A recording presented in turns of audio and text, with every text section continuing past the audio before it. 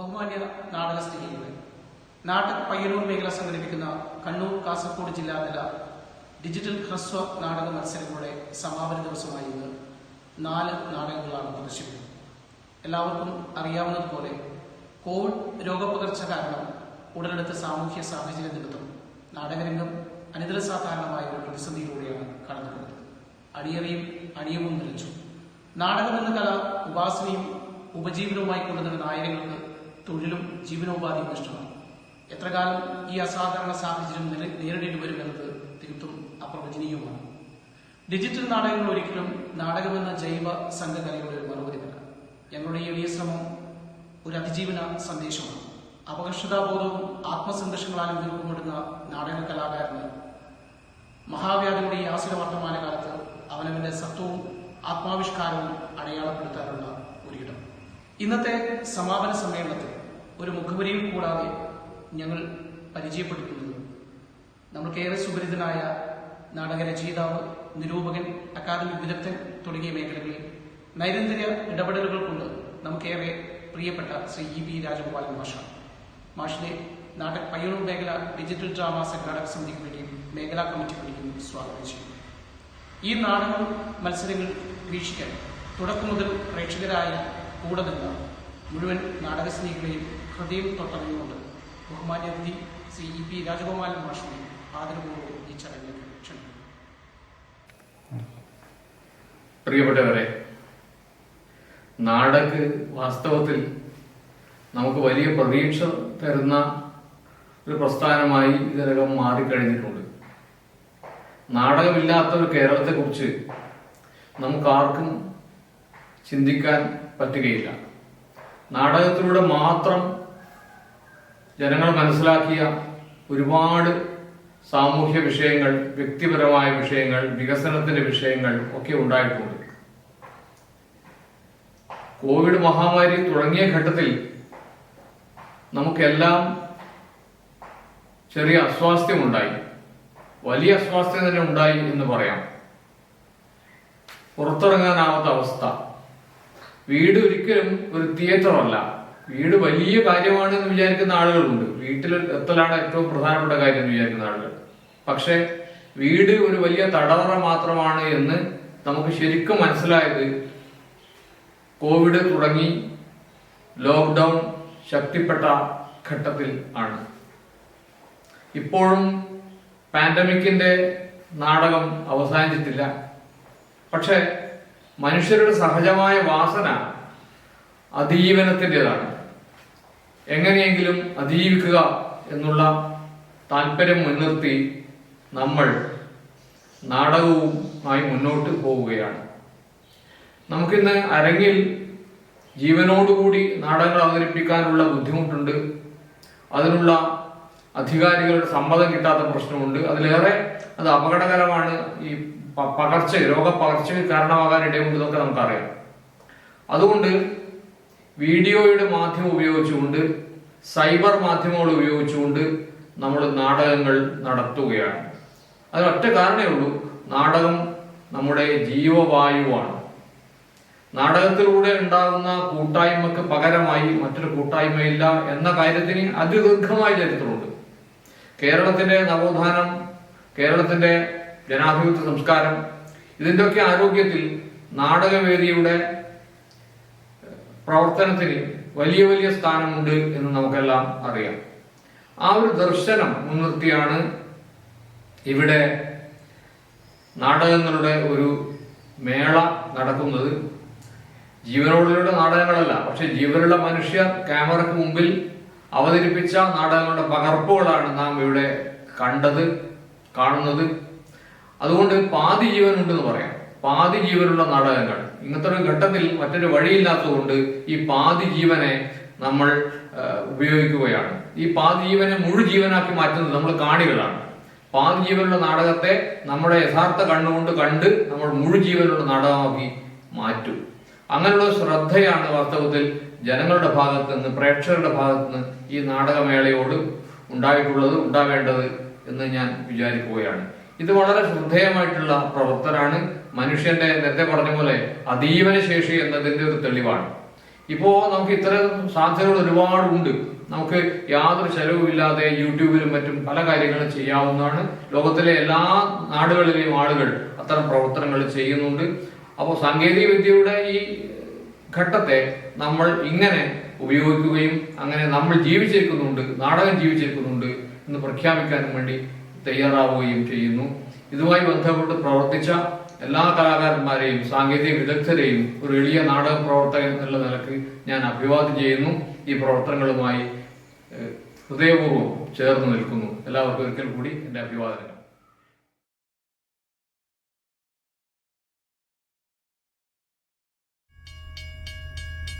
Pune Ernakulam express 1ാമത്തെ പ്ലാറ്റ്ഫോമിലേക്ക് എത്തിച്ചേരുമെന്ന് പ്രതീക്ഷിക്കുന്നു.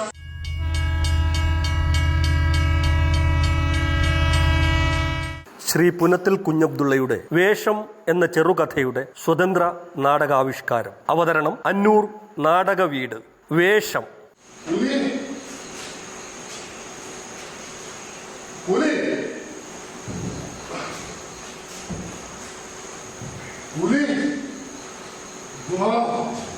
എന്തൊരവസ്ഥയാണ്! കരണ്ടുമില്ല, സഹായത്തിനൊരു മനുഷ്യൻ പോലും. ഭാഗ്യം.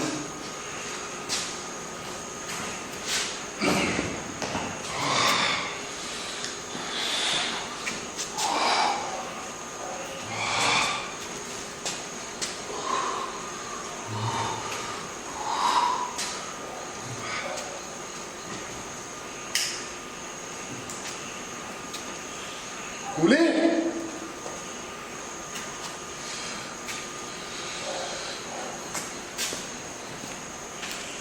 പുലി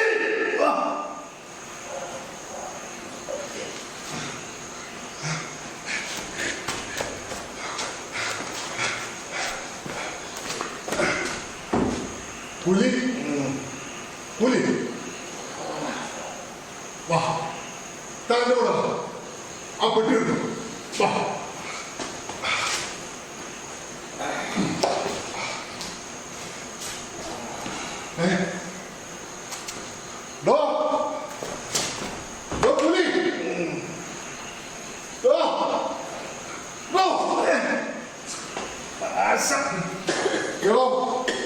തനിക്കെന്റെ അവസ്ഥ പറഞ്ഞാൽ മനസ്സിലാവില്ല. എന്റെ അമ്മ വീട്ടിൽ മരിച്ചു കിടക്കുക. എന്റെ അമ്മയെ ശവപ്പെട്ടി കിടക്കേണ്ട അവസാനത്തെ ആണികൾ ഈ പെട്ടിയാണുള്ളത്. താങ്കൾ പെട്ടെന്ന് വാടോ. വാ. കളിക്കുന്ന സമയം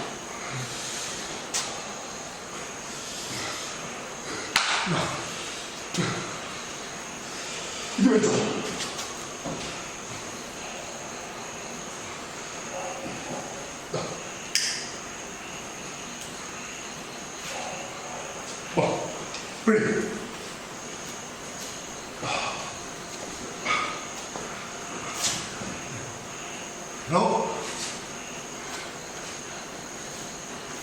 തനിക്ക് എത്ര പൈസ വേണമെങ്കിൽ ഞാൻ തരണോ?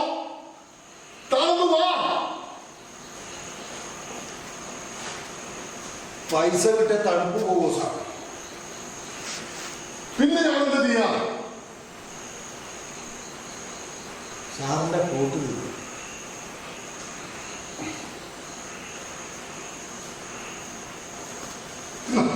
പെട്ടെന്ന്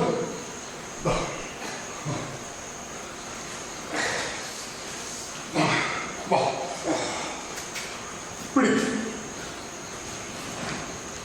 ഓ, ചൊറിയുന്ന സാറേ. അതിനിപ്പോ ഞാൻ നോക്കണ്ടോ? സാറിന്റെ ഷർട്ട്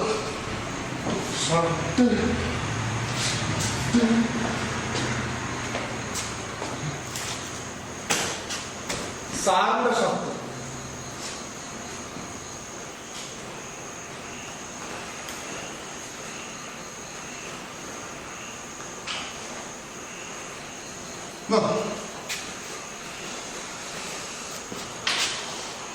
പെട്ടെന്നിട്ടോ. 3-4 കിലോമീറ്റർ നടക്കാവുന്നതാ. അമ്മ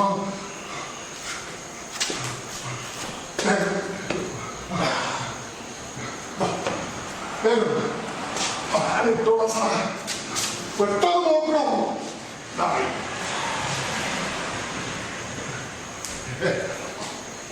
അത്രയും മധുരോ താനൊന്ന് പിടിക്കേ. ആ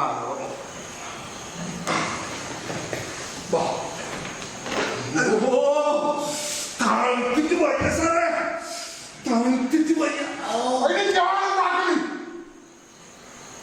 സാറ് ചൂടാവണ്ട, ആ പാൻറ് വന്നാ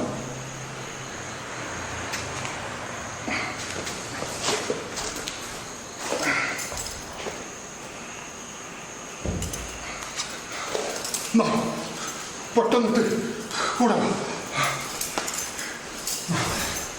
വേഗം നോക്ക്.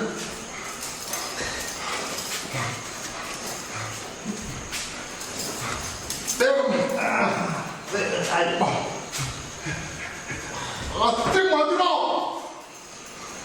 ഇതിട്ട് സാറേ.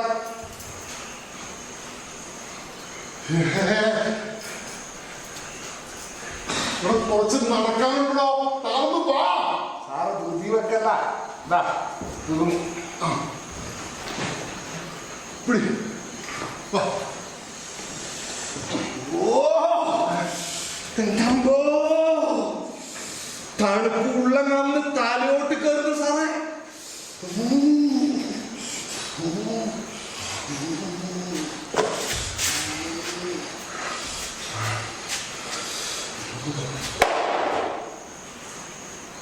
വേഗം നോക്ക്.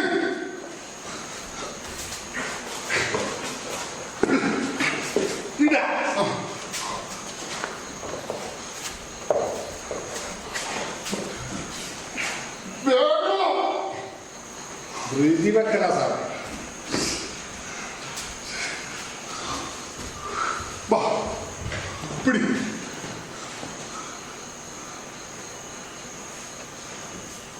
ഒന്ന് പിടിക്ക സുഹൃത്ത. സുഹൃത്ത എന്താ അങ്ങനെ വിളിക്കാറോ? വിളിക്കാം, പക്ഷെ തിരിച്ചും അങ്ങനെ ആവണമെന്ന് പ്രതീക്ഷിക്കരുത്.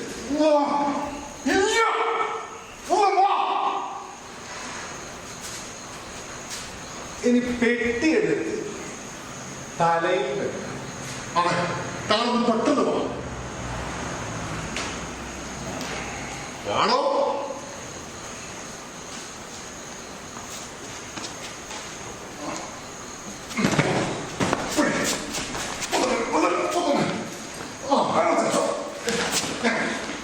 എന്റെ തലയിലല്ല, താനല്ലേ കൂലി. തന്റെ തലയിൽ വെക്കണോ? നിന്റെ തലയിൽ നീ എന്നെ കൂലി. ഞാനെന്നാ നീയാ കൂലി. നീയാ കൂലി. വെക്കണം.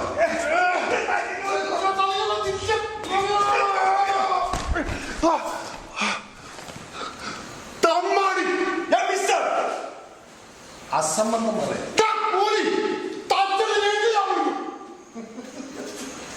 ഞാൻ കൂലിയായിരുന്നു സാറോടാ പറഞ്ഞേ. പിന്നെ തന്റെ വേഷം കണ്ടാല് ഓ, ഒരാളുടെ രൂപവും വേഷവും കണ്ടിട്ടാണോ അയാൾ ആരാണെന്ന് താങ്കൾ തീരുമാനിക്കുന്നത്? ആ അത് ശരി. എന്റെ പാന്റ് എന്റെ ഷർട്ട് സോപ്പിട്ടിട്ട് എന്നോട് ന്യായീകരിക്കാൻ കിട്ടാം.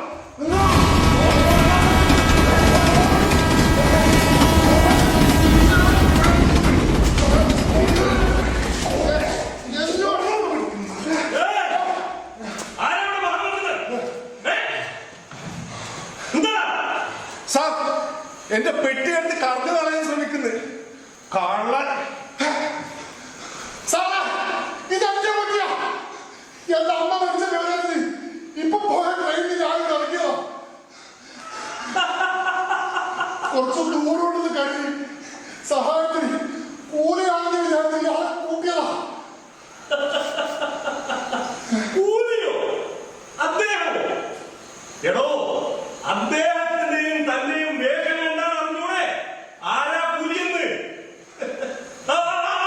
വേഗം തലമുടി വേഗം. Okay, thank you sir, thank U.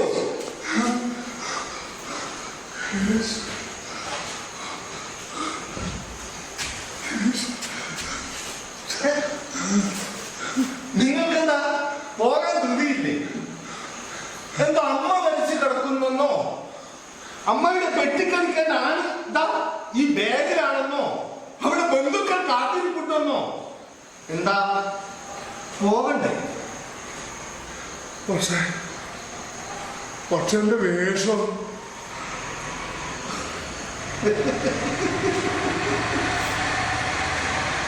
വേഷം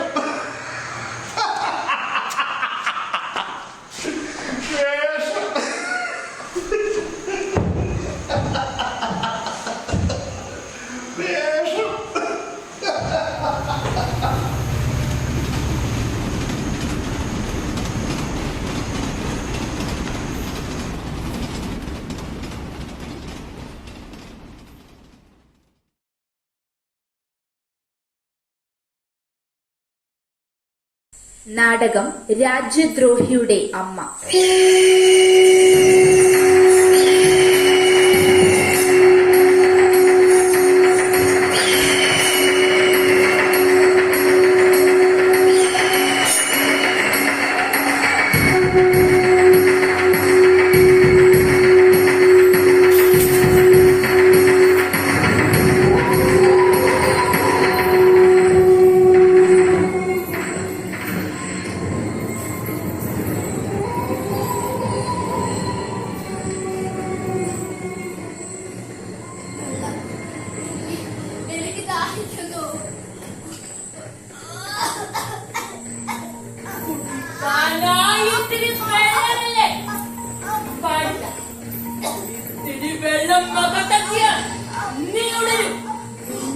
ചിന്തകൾക്ക് ജീവൻ വെക്കും. വേണ്ട,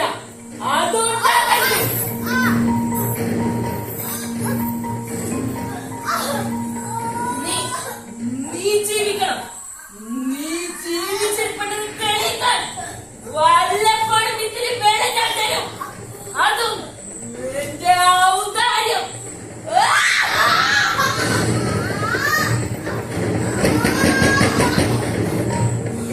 ആരത്? ഓ, പത്രക്കാർ, TV ചാനലുകൾ. വേണ്ട, ആരും ഇങ്ങോട്ട് വരണ്ട. ഞാനും ഒരമ്മയാ. ഒരമ്മയുടെ ദുരിതവും ദുരന്തവും വിറ്റ് നിങ്ങൾ അങ്ങനെ കാശാക്കണ്ട. സ്വന്തം മകളെ ചങ്ങലക്കിട്ട് വളർത്തുന്ന ഒരമ്മയെ പറ്റി എഴുതിയും കാണിച്ചും നിങ്ങൾ അങ്ങനെ ആളാവണ്ട. എന്റെ മകള് രാജ്യദ്രോഹിയാ. അതുകൊണ്ടാ ഞാനിവളെ ചങ്ങലക്കിട്ടത്. പെറ്റമ്മയെ ഒറ്റുകൊണ്ടവൻ നാളെ ഈ നാടിനെയും ഒറ്റ കൊടുക്കും.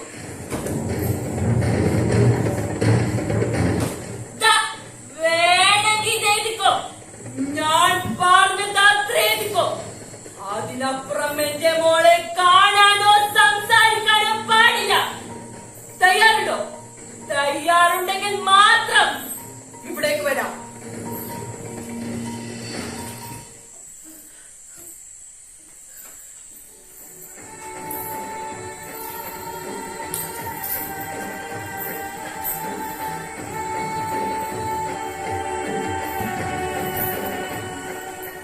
ഞാൻ രാജ്യദ്രോഹിയാണെന്ന് എന്റെ അമ്മ പറയുന്നു. അതുകൊണ്ട് ഞാൻ ഈ ചങ്ങലക്കണ്ണികളിൽ ബന്ധനസ്ഥയാകുന്നു. പക്ഷെ യാഥാർത്ഥ്യം എന്താണെന്ന് നിങ്ങൾക്കറിയോ? അതെന്റെ അമ്മയല്ല. അവർ ഒരിക്കൽ പോലും എന്നെ താരാട്ടുകയോ പാലൂട്ടുകയോ ചെയ്തിട്ടില്ല.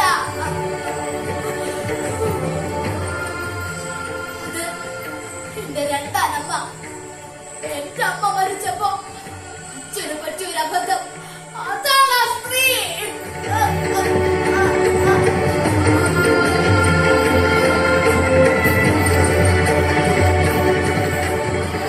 പക്ഷെ ആർക്കും അറിയില്ല അത്. ഞാൻ ചെയ്ത തെറ്റെന്താണെന്നറിയോ? അമ്മയുടെ ചീത്ത വഴികൾ ഞാൻ എന്റെ കഥയായും കവിതയായും എഴുതിപ്പോയി.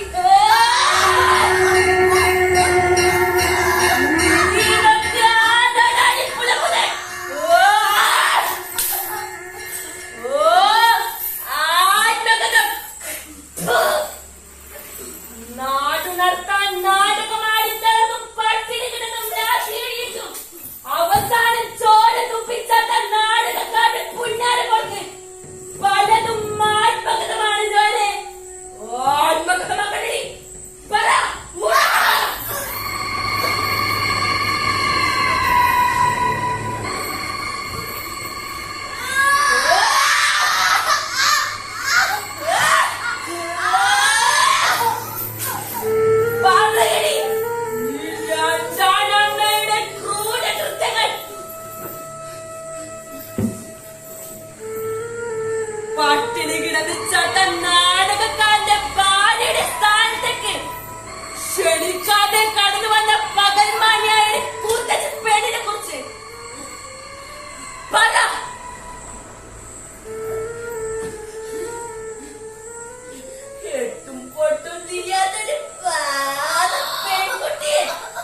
മയക്കുമരുന്നുകൾക്ക് ബോധം കെടുത്തി ഏട്ടനിക്കും വീട്ടുകാർക്ക് പെണ്ണിനെ കുറച്ച് കൊണ്ടാകും.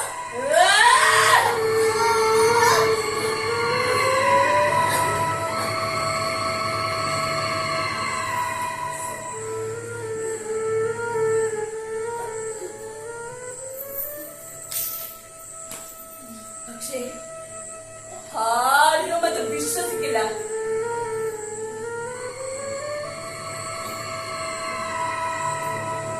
ഞാൻ വലിച്ചെറിഞ്ഞ നാണയത്തുട്ടികൾക്കും വലിച്ചെറിഞ്ഞ അടിപ്പാവാട ചരടുകൾക്കുമില്ലേ ഒരു പഴുതും പറക്കില്ലടി ഈ നാട്ടിൽ.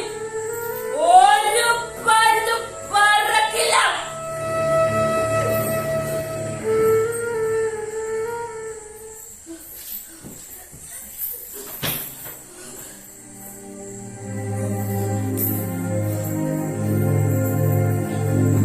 അറിയാം, അച്ഛൻ പാടിയ പാട്ടുകളിലെ ചുവന്ന സൂര്യൻ, ചുവന്ന പ്രഭാതം,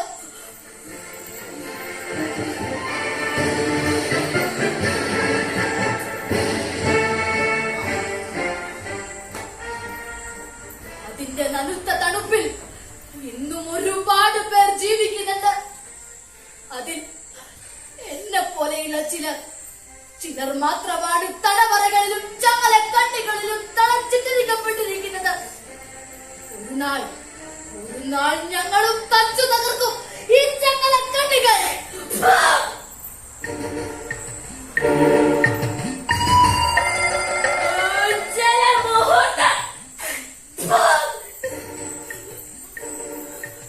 എന്റെ കള്ളക്കണ്ണീരിൽ നീ ഒരു രാജദ്രോഹിയാ. സ്വന്തം അമ്മയെ ഒറ്റുകൊണ്ടതിന്റെ പേരിൽ സ്വന്തം അമ്മ തടവറയിലിട്ട് രാജദ്രോഹി. കണ്ണ് തുറന്ന് കാണി, ജനം ആസ്വദിക്കുന്നത് കാണി.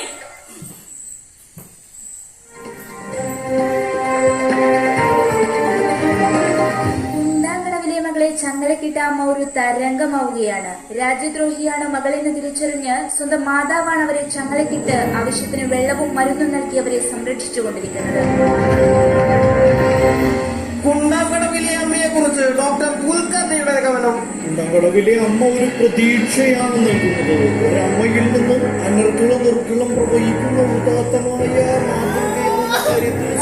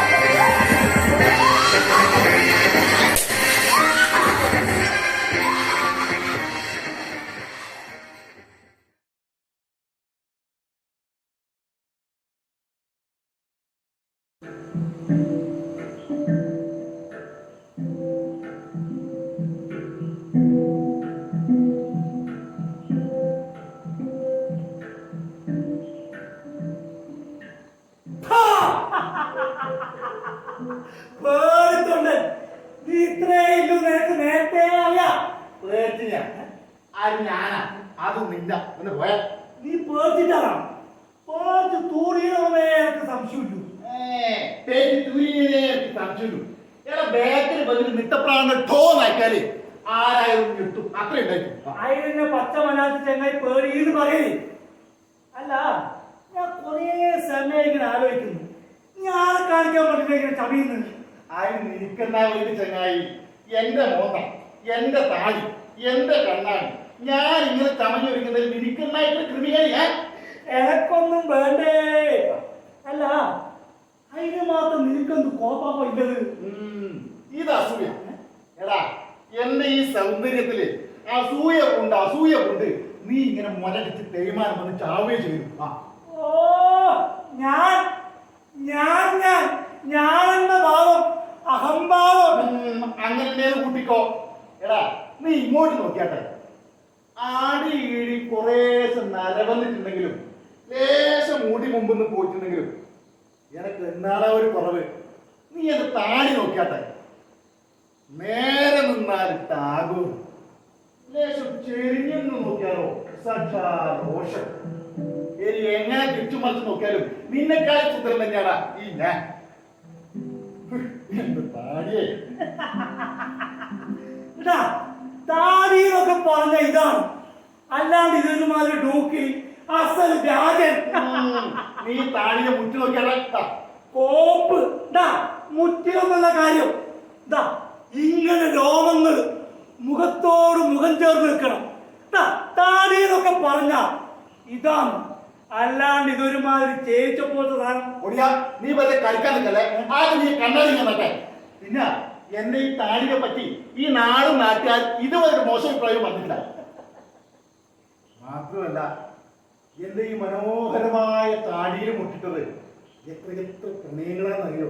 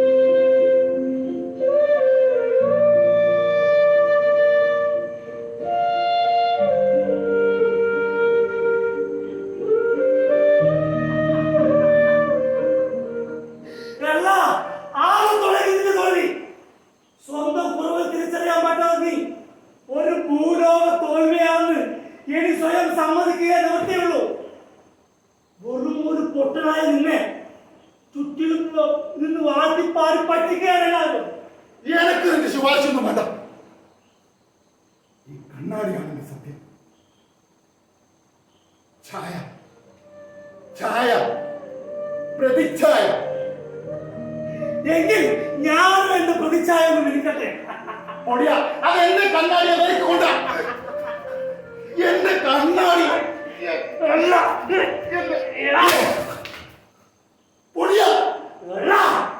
നശിപ്പിച്ചില്ല നീയല്ലോ. ഈ കണ്ണാടി എങ്ങനെയാ ഞാൻ കൊണ്ടു നടന്നു നിനക്കേ അറിയൂ.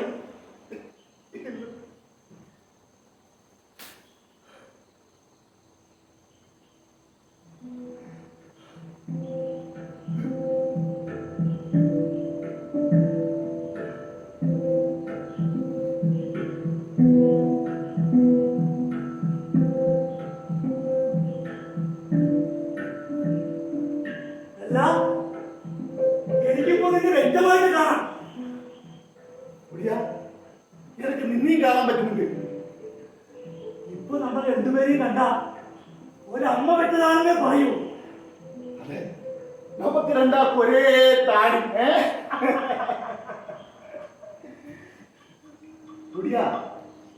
എന്റെ ഈ താടിയുടെ തുഞ്ചത്ത് നിന്റെ താടി ചേർത്തന്നെ കിട്ടണം. അപ്പൊ പിന്നെ വെള്ളയും പൊടിയും തമ്മിൽ തല്ലി പിരിഞ്ഞു ഈ നാട്ടുകാര് പറയില്ല.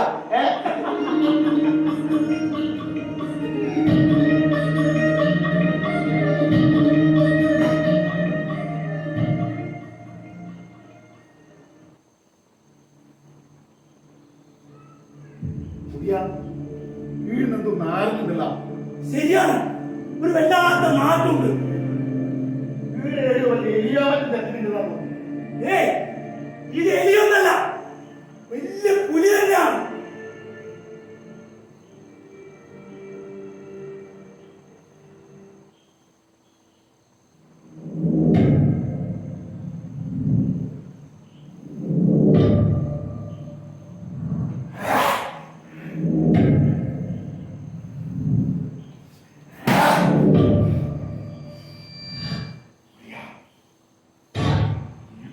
മനസ്സിലായി നാട്ടം വരുന്ന പണി. നാട്ടം വേറെയൊന്നുമല്ല, ഇങ്ങനെ കെട്ട് നാടണമെങ്കിൽ അത് വേറെ നാവൂല. നാട്ടം വന്ന വഴി എനക്കും മനസ്സിലായി. ഞാനൊരു സത്യം പറഞ്ഞാൽ നീ ഞെട്ടരുത്. ആ നാട്ടം നീ തന്നെയാണ്. അത് തന്നെ ഞാനും പറയുന്നുണ്ട്.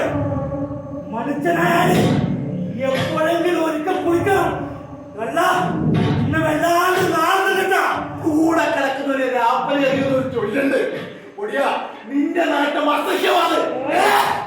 ചമഞ്ഞ് ചമഞ്ഞ് പ്രതിച്ഛായണ്ടാക്കാൻ നോക്കുമ്പോ ഒരിക്കലെങ്കിലും ഓർത്തില്ലല്ലോ അല്ല നീ ചീഞ്ഞൊഴിഞ്ഞ് നാളുന്ന ഒരു മാലിന്റെ കൂമ്പാരമാണ്. ഒടിയാ നിർത്തുന്നില്ല പ്രസംഗം.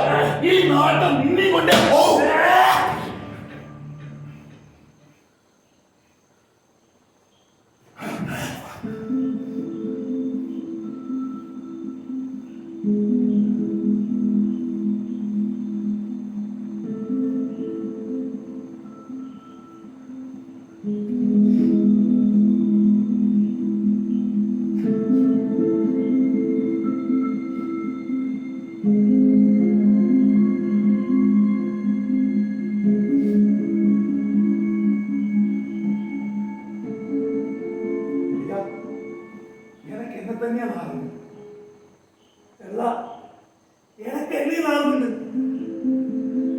സ്വയം മോഹിക്കുന്ന ദുർഗന്ധങ്ങൾക്ക് നിലവിൽ നമ്മളെ തന്നെ മറന്നുപോയല്ലേ.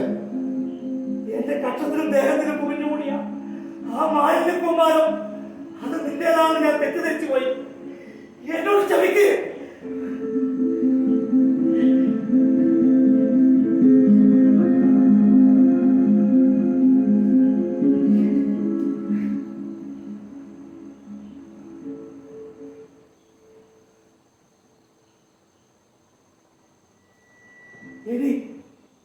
ഇനി നമുക്കിടയിൽ അത് വെള്ളം വേണ്ട. നീ ഞാനായും ഞാൻ നീയായും ഇനി നമുക്ക് പകരം കാണാം. നിന്റെ കണ്ണുകൾ ഞാൻ അപ്പോ ഇതോ നിന്റെ കണ്ണില് ഞാൻ അങ്ങനെ വെട്ടിത്തിളങ്ങി നിൽക്കാം.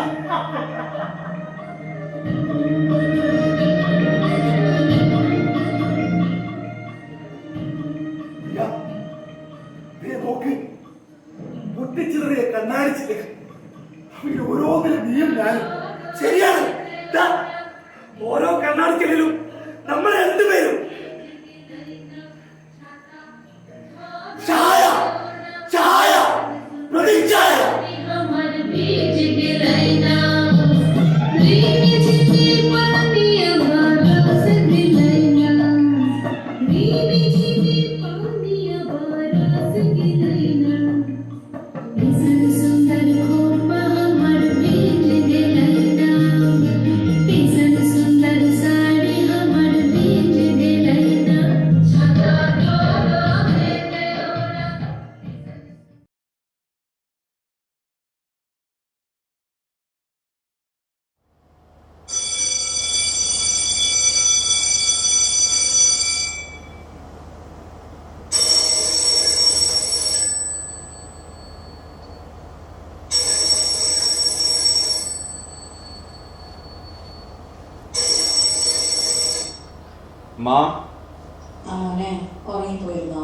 ഇല്ലമ്മാ, ഞാൻ കുളിക്കായിരുന്നേ. ഇന്ന് അമ്മ വിളിക്കുമ്പോ ഞാൻ എണീറ്റു. ആ എന്താ ഇവിടെ ഒരുക്കങ്ങളൊക്കെ? ഒന്നുമില്ലടാ, ഒരു 10-20 പേര് കാണും ചടങ്ങിന്. ഇവിടെ ഒരാൾ നീ വരുന്നില്ല എന്നറിഞ്ഞപ്പോ തൊട്ട് ഒരേ കരച്ചിലാണ്. എനിക്ക് വരാൻ ആഗ്രഹം വെച്ചിട്ടാണോ അമ്മ? എന്റെ അവസ്ഥ ഇതായിപ്പോയില്ലേ. പിന്നെ കൊച്ചു കുഞ്ഞൊന്നല്ലല്ലോ, ഇന്ന് കല്യാണപ്പന്തലിൽ കേട്ട പെണ്ണല്ലേ. ഞാൻ പറഞ്ഞിട്ട് കേക്കണ്ടേ? അച്ഛനിപ്പോ എങ്ങനെയുണ്ട്? ആ അതേ കിടപ്പ് തന്നെയാ. ഇവിടെ ഒരുക്കങ്ങൾ പോലും അറിയുന്നില്ല. പാവം. എടാ ആ ഞാനേ ഓഫീസിൽ പോലെ തിരക്കായിപ്പോയി അമ്മ. അമ്മ പറഞ്ഞോ എന്ത് പറ്റി? ഒന്നുമില്ല, വൈകുന്നേരം വിളിക്കുമ്പോ പറയാം. ആ ബാങ്കിൽ നിന്ന് മെസ്സേജ് ഒന്നല്ല പറയാൻ ഉദ്ദേശിച്ചേ. ഞാൻ ആ മാനേജറിനെ വിളിച്ചായിരുന്നേ. അടുത്ത മാസം സാലറി കിട്ടിയിട്ട് കുറച്ച് ഇൻട്രസ്റ്റ് അടയ്ക്കാം.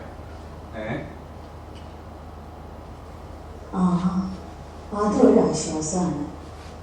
എന്നാലും നിന്റെ കാര്യം ഓർക്കുമ്പോ അമ്മ അതൊക്കെ വിട്. അവിടെ ശ്രദ്ധിക്കണം ഓർക്കണം കാര്യമില്ല. അമ്മ ഞാൻ പോകുന്ന വഴിക്ക് വിളിക്കാവേ. എനിക്കൊരു കോള് വരുന്നുണ്ട്. ഞാൻ വയ്ക്കട്ടെ, ഞാൻ വിളിക്കാം. എന്നാ ശരി മോനെ. ശരി അമ്മ, ശരി ശരി ശരി. ഹലോ. ആ സാർ, ഞാൻ ഇറങ്ങാം സാർ. ഒരു 5 മിനിറ്റിൽ ഇറങ്ങി. ഇല്ലല്ലോ, ബാക്കി പെൻഡിങ്സ് എല്ലാം തീർന്നു. കഴിഞ്ഞു കൊടുത്തിട്ടുണ്ട്. സോറി സാർ, പെട്ടെന്ന് എനി ചാൻസ്? Okay okay.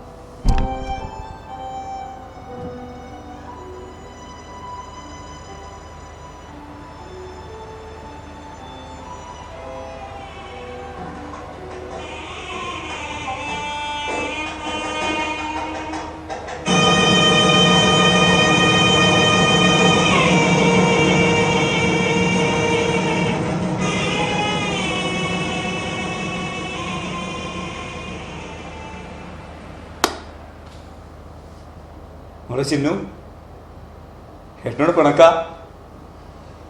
ഏട്ടന് വരാൻ ആഗ്രഹിച്ചിട്ടല്ലല്ലോടാ. നമ്മുടെ വീടിന്റെ കാര്യം, അച്ഛൻ്റെ അസുഖം, ഏട്ടനെല്ലാം നോക്കണ്ടേ? പിന്നെ ഏട്ടനോട് ഇല്ലെങ്കിലും അനുവിന്റെ മൊബൈലിൽ കൂടെ എല്ലാം കാണുന്നില്ല. പിന്നെ എന്റെ അളിയനെന്ത് പറയുന്നു? ഹാപ്പി അല്ലേ? കനവിൻ കതിരുകളുതിർന്നിടുമ്പോ ഇരമ്പും കടലിൻ തീരങ്ങളിലുയരുന്ന മനിതന്റെ ഗദ്ഗതമാരു കേൾക്കാം. മനിതന്റെ ഗദ്ഗതമാരു കേൾക്കാം. ഇനി എത്ര സാഗര തിര താണ്ടണം,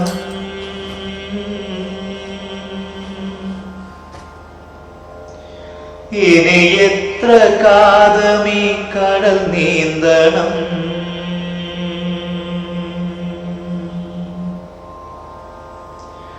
ഇനി എത്ര ദൂരമീ ചുമടുമായി നീങ്ങണം.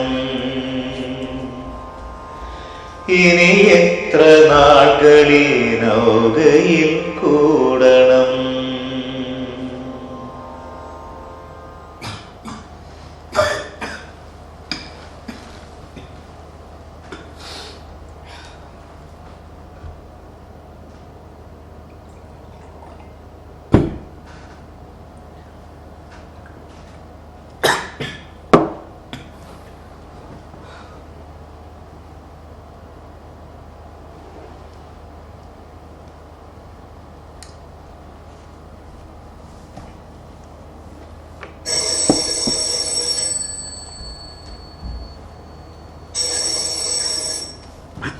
അനു, എന്താടാ കല്യാണമൊക്കെ എന്തായി?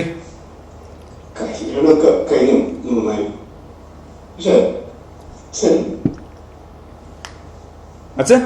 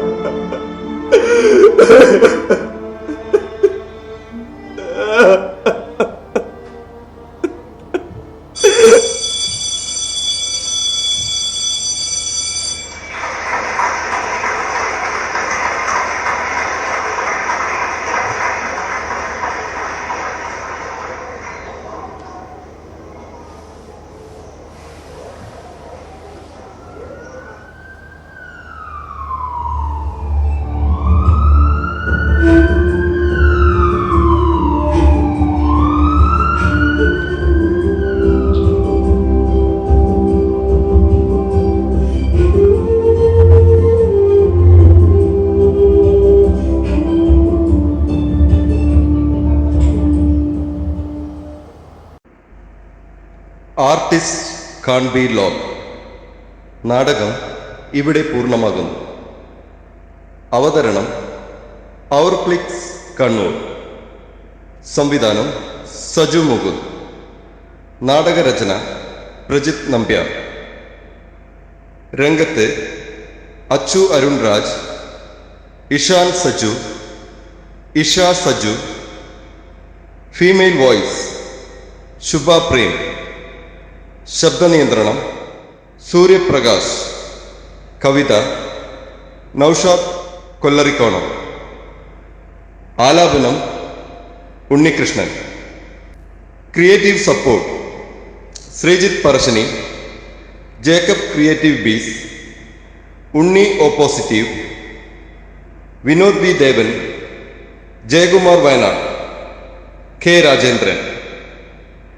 പ്രത്യേക നന്ദി ധന്യ സജു, വിജിത ശ്രീജിത്ത്.